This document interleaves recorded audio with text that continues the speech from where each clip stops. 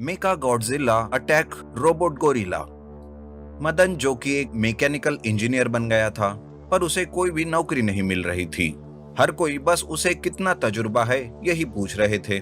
मदन नौकरी ना मिलने से बहुत परेशान हो चुका था। अब उसने ठान लिया था कि वो कुछ करके दिखाएगा। तब मदन सोचता है, किसी को मेरी काबिलियत नहीं दिखाई दे रही है। अरे नौकरी देकर ही तो तजुर्बा मिलेगा, नहीं तो हम जैसे गरीब को ऐसे ही अमीर लोग सताते रहेंगे। अब मैं अपनी काबिलियत सबके सामने लाकर ही रहूंगा। मदन अपने घर के आंगन में एक शेड बनाता है। वो दिन रात वहां मेहनत करके एक मैकेनिकल गॉडजिला बनाता है। उसका मैकेनिकल गॉडजिला बहुत ही विशाल और ताकतवर रहता है, जिसका सारा कंट्रोल मदन के पास होता है। यह है मेरी काबिलियत, मेरा मेका गॉडजिला। अब ये मेरे इशारे पर शहर के सारे बड़े बड़े बिल्डिंग्स को तबाह कर देगा, बड़ी से बड़ी कंपनी को बर्बाद कर देगा ये। तब अमीर लोगों को मेरी अहमियत पता चलेगी। मदन अपने मेका गॉडजिला को शहर में भेजता है। वो सबसे पहले बड़ी बड़ी बिल्डिंग्स को गिराने लगता है। कई सारे लोग उस बिल्डिंग्स में फंसे रहते हैं। शहर का बहुत ही नुकसान होने लगता है। कई लोग तो उसमें मारे भी जाते हैं, पर वो मेका गॉडजिला रुकने का नाम नहीं लेता। तब पुलिस फोर्स मेका गॉडजिला के सामने आती है। पुलिस में रोशन नाम का इंस्पेक्टर रहता है। वो उसे देखकर कहता है, अरे बाप रे, इतना विशाल गॉडजिला, पर ये यहाँ कैसे और कहां से आया होगा? इसे रोकना बहुत जरूरी है। ऐसा कहकर रोशन अपने फोर्स को काम में लगाता है। पुलिस फोर्स उस पर गोलियां बरसाती है, पर उसका उस पर कोई असर नहीं होता। ऊपर से हेलीकॉप्टर से भी मेका गॉडजिला पर हमला किया जाता है, पर वो उन हेलीकॉप्टर को तो एक मामूली खिलौने के जैसा पकड़कर फेंक देता है। वो गुस्से से आग बबूला हो जाता है और पुलिस पर हमला करने लगता है। तब रोशन कमिश्नर को फोन करके सारी बात बताता है। सर, ये कोई मामूली गॉडजिला नहीं है, ये तो एक मैकेनिकल मेका गॉडजिला है सर। इसे रोक पाना हमारे बस की बात नहीं है। तुम कोशिश करते रहो इंस्पेक्टर रोशन, तब तक मैं इसके बारे में इंफॉर्मेशन निकालता हूँ। कोई तो हल जरूर निकलेगा इसे रोकने का। कमिश्नर रोशन की बातों से परेशान होता है और सोचने लगता है, अरे इस मेका गॉडजिला को किसने बनाया होगा और आखिर ये क्या चाहता है? अगर वो सामने आया तभी हम कुछ कर सकते हैं, लेकिन कैसे पता लगाया जाए कि इस मेका गॉडजिला को किसने बनाया? इस तरह कमिश्नर सोच ही रहा था कि तभी उसे मदन का फोन आता है और वो कहता है, हेलो कमिश्नर, क्यों मेरे ही बारे में सोच रहे हो ना? हाँ, वो मैं ही हूँ जिसने मेका गॉडजिला बनाया है। अरे आखिर तुम हो कौन और क्या चाहते हो? मैं कौन हूँ ये ज्यादा जरूरी नहीं है कमिश्नर। हाँ, पर मुझे क्या चाहिए ये जरूरी है। हाँ बोलो, क्या चाहिए तुम्हें? हम तुम्हारी सारी मांगे पूरी कर देंगे। बस अपने मेका गॉडजिला को रोक लो शहर को तबाह करने से। ठीक है, मुझे शहर के सारी मैकेनिकल कंपनीज में बराबरी का हिस्सा चाहिए। तुम्हारे पास बस आधे घंटे का समय है। सारे पेपर तैयार रखो, तब तक मैं अपने मेका गॉडजिला को भी रोक लेता हूँ। पर कमिश्नर, ध्यान रखना, बस आधा घंटा। मदन ऐसा कहकर फोन रख देता है। कमिश्नर तुरंत शहर की बड़ी बड़ी मैकेनिकल कंपनियों के मालिक से बात करता है और पेपर बनवाने में जुट जाता है। मदन उसे बीच बीच में फोन करके आगाह करता रहता है। तभी वहां इंस्पेक्टर रोशन आता है। कमिश्नर को परेशान देखकर वो समझ जाता है। कमिश्नर मदन और उसकी सारी शर्त के बारे में उसे सब बताते हैं।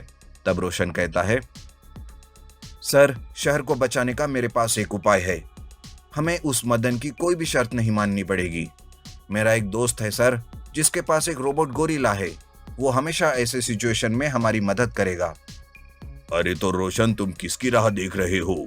जल्दी से उसे बुलाओ। सर, वो किसी काम से दूसरे शहर चला गया था। बस उसे मैंने जैसे ही बताया वो हमारी तरफ ही निकल गया है। थोड़ी समय में आता ही होगा। रोशन की बातों से कमिश्नर को थोड़ा सुकून मिलता है। आधा घंटा पूरा होता है। तब मदन की शर्त पूरी ना होने के कारण वो फिर से अपने मेका गॉडजिला को एक्टिवेट करता है। उधर कमिश्नर और रोशन रोबोट गोरिल्ला की बेसब्री से राह देखते रहते हैं और आखिरकार रोबोट गोरिल्ला वहां आ ही जाता है। आते ही उसका सामना गॉडजिला से होता है। उन दोनों में भयानक लड़ाई शुरू होती है। लड़ाई के वक्त पुलिस भी मदन का पता ढूंढने लग जाते हैं। रोशन भी मदन को पकड़ लेता है और रोबोट गोरिल्ला मैकेनिकल गॉडजिला के पुर्जे पुर्जे अलग करके फेंक देता है। मदन को पकड़कर जेल में डाल दिया जाता है।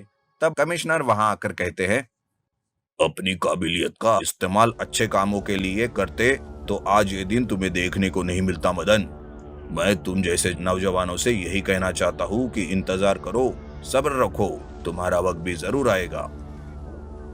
कमिश्नर ऐसा कहकर वहां से चले जाते हैं और फिर से एक बार शहर में सुख और शांति वापस आ जाती है।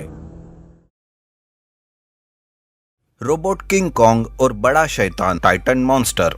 आर्कियोलॉजिस्ट की एक टीम एक बड़े से पर्वत के पास कुछ छानबीन कर रहे थे। उन्हें वहां कई सदियों पहले ही कुछ चीजें होने की संभावना लग रही थी। काफी दिनों की मेहनत के बाद उन्हें एक बहुत बड़ा ढांचा दिखाई देने लगा। पहले तो उन्हें लगा कि शायद वो किसी पुरातन कालीन प्राणी का ढांचा होगा। बाद में उन्हें लगा कि वो किसी आदि मानव का होगा कि तभी उनमें से एक इंसान की नजर ढांचे के गले में फंसे खंजर पर पड़ी। उसने बिना किसी से कुछ कहे वो खंजर उसके गले से बाहर निकाला कि तभी ढांचा अपने आप हिलने लगा। थोड़ी देर के लिए उन्हें लगा कि शायद भूकंप होगा, पर अचानक उस ढांचे का हाथ हवा में उठकर खड़ा हो गया। उसे देखकर पूरी टीम की बोलती बंद हो गई और सारे लोग अपनी जान बचाकर भागने लगे। ये ढांचा अपने आप कैसे जाग गया? ये कोई काला जादू है क्या? मेरे तो कुछ समझ में नहीं आ रहा। जल्दी से जल्दी यहाँ से जान बचाकर भाग लो। ये जो कुछ भी है बिल्कुल भी अच्छा नहीं है। उन भागते हुए लोगों में से एक दो लोगों को उस हाथ ने पकड़ लिया और देखते ही देखते वो लोग उस शैतान के मुंह के अंदर गायब हो गए। जैसे ही उस शैतान को खुराक मिली, वो शैतान उठकर खड़ा हो गया।